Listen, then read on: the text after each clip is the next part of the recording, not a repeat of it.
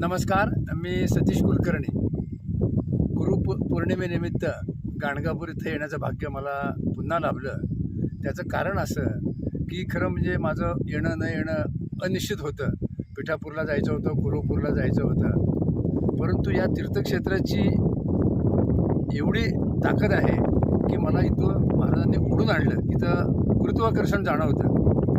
जवळजवळ 391पेक्षा जास्त वेळा मला गाणगापूर येण्याचं भाग्य लाभलं. ही खरोखर दत्त महाराजांची कृपा आहे. गाणगापूर अत्यंत पवित्र स्थान, दत्त महाराजांचं वास्तव्य असलेलं स्थान. कारण गुरुचरित्रामध्ये या गाणगापूरची महती सांगितलेली आहे. गाणगापूरला येण्याचं भाग्य लाभलं. म्हटलं आल्यानंतर नेहमीप्रमाणे आपण इथं 2-3 व्हिडिओ करावे आणि त्यासाठी मी नदीकाठी आलो. तर पाण्याची परिस्थिती पाहिली तर अजिबात पाणी नाही गाणगापूरला. त्यानंतर भक्त मंडळी, अगोदर मी व्हिडिओ आहे सुरुवातीला, एक 25सुद्धा भाविक आज गाणगापूरमध्ये नाहीत. उद्या काही जण येतील. आपल्या लोकांमध्ये आकडे फुगवायचा फार मोठेपणा असतो. 1-2 शून्य विनाकारण वाढवतात. पण आज म्हटलं लोकांना खरी परिस्थिती सांगावी की त्या तीर्थक्षेत्री वृत्तपत्रामध्ये मोठमोठ्या बातम्या येतात, अमुक लाख तमुक लाख. खरं म्हणजे गर्दी ही तीर्थक्षेत्री अगदी थोडक्यात असते. खरी गर्दी जर पाहिजे असेल तर ती फक्त पुरीला जी जगन्नाथ गुरूंची यात्रा असते त्यावेळी खरी गर्दी. पंढरपुरातसुद्धा गर्दी लोक म्हणतात, परंतु त्या प्रमाणात गर्दी नसते. 20 लाख 30 लाख 25 लाख त्या गावाची कॅपॅसिटीसुद्धा तेवढी नाही. परंतु आपल्यामध्ये असं झालं की लोकांना खरंच काहीच कळत नाही. लोक बातम्या पाहतात, हल्ली रील पाहतात, यूट्यूब पाहतात, व्हिडिओ पाहतात. त्यामुळं फक्त मानसिक स्थिती तशी करून घेतात. खरोखरच जर आज गुरुपौर्णिमेच्या अगोदर 2 दिवस जर लोक गाणगापूरला आले असते तर उपासना झाली असती.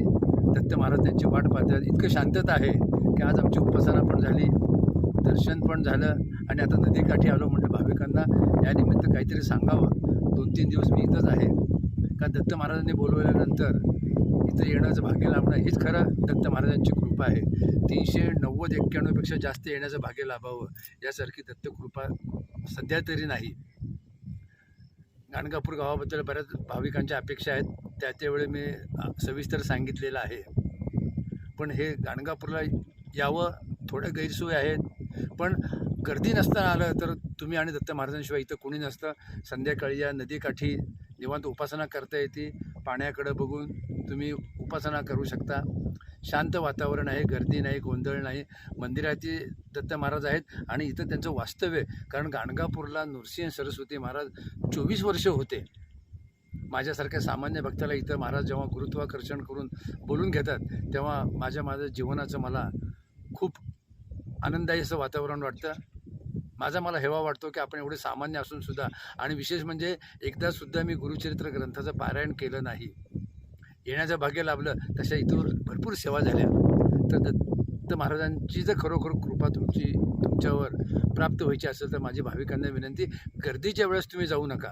आता उद्या परवा इथं गर्दी होईल, लोक येतात जातात, काही उपासना होत नाही, काही नाही, फक्त प्रसाद. आणि आम्ही फक्त गुरुपौर्णिमेला गाणगापूरला जाऊन आलो एवढं सांगण्यासाठी येतात. आपल्या घरामध्ये गुरु म्हणजे आपले आईवडील आहेत, मोठे बंधू आहेत, मोठ्या भगिनी आहेत. यांना जरी आपण गुरु म्हणून त्यांच्याजवळ राहिलो, तो आनंद उत्सव साजरा केला तरी दत्त महाराजांना समाधान आहे. आणि इथं मात्र गर्दी नसताना या आणि दत्त महाराजांची सेवा, नामस्मरण करून आशीर्वाद प्राप्त करून घ्या. आजच्या पुरतं एवढंच. आणि परत 2 दिवस मी आहे. आणखी तुम्हाला व्हिडिओद्वारे बरीच माहिती